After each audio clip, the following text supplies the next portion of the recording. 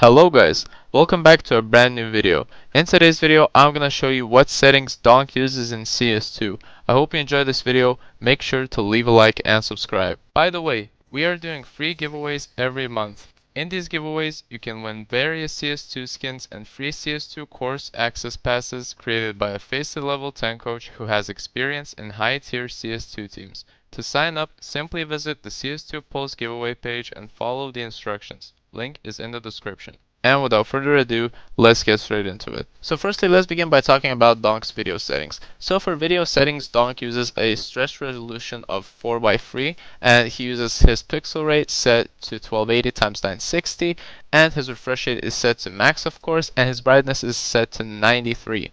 Now, when it comes to the advanced video settings, donk uses the boost player contrast set to enabled, his VSync is disabled, his NVIDIA G-Sync is automatically disabled, NVIDIA Reflex low latency is also disabled, his max FPS is set to 500, his FPS in menus doesn't really matter, I just suggest using 200 because that's what usually every single player does use, and his multi-sampling anti-aliasing mode is set to 8x MSAA, his global shadow quality is set to high, his dynamic shadows is set to all, his model texture detail is set to low, texture filtering mode is set to trilinear, shader detail set to low, particle detail set to low, ambient occlusion set to disabled, high dynamic range set to quality, and the fidelity FX super resolution set to disabled, highest quality. Now let's move on to donk's mouse settings. So donk uses his DPI set to 800 on his main mouse, his sensitivity is set to 1.25 and his zoom sensitivity is set to 1.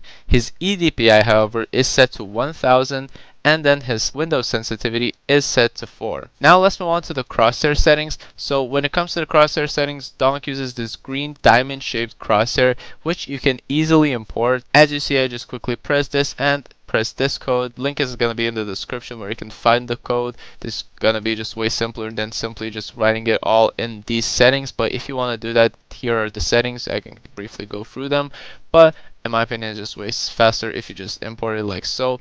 So let's check it out in game. So this is what donk's crosshair looks like in game. It's slightly colored towards the green side, but it's also mixed slightly with blue, which is a pretty ideal color simply because it doesn't have a lot of positions that blends in towards the walls in the maps. For example, the only map that could be the closest towards blending in towards this color is going to be Nuke, but apart from that, all the other maps are pretty evened out and you can't really have your crosshair blend in with any of these positions, so it's also very easy for you to just simply aim like so and fight for the positions with this crosshair, and you won't really blend it in with your enemies or other positions like walls, barrels, boxes, and etc. The crosshair size is minimal, which is very good because when you're going to be looking at opponents, you don't really want to have the crosshair to be filling them out so you can easier spot their heads and aim towards them. This gap in donk's crosshair makes you aim way easier towards the heads and adjusting the crosshair when you're aiming with it, simply because with this gap you can just instantly move around and you can precisely look at the gap instead of the 4 dots around the crosshair, so you can just easier adjust towards this area and focus towards the head way easier. And usually this crosshair size is ideal for the opponent's heads because no matter in which further range you are, this is going to be one of the most ideal crosshairs, since if you're going to be looking from long range, as you see, it doesn't cover a lot of positions like so. You can easily adjust your crosshair left to right and you can easily spot the opponent's heads. Now let's talk about donk's view model. So his view model is just fairly simple. You can paste it in towards the console. Link is going to be in the description where you can find this view model, and then you can just simply paste it in your console like so and it will appear. I've already set mine to this and it's just a very simple view model. It doesn't have any specific differences compared to any other pros' view models, but it's just very fairly simple. It's slightly shifted to the right compared to the original view model that CS2 provides you. That's why it's slightly better because you see more of the bottom middle part of your screen instead of it blocking off with the hand and the weapons. So this is the only benefit that's going to be from this view model. Apart from that, it's just a typical view model. You don't really have anything special going on in this view model, so you can definitely use it because it's definitely better than the original view model that CS2 provides, as I mentioned,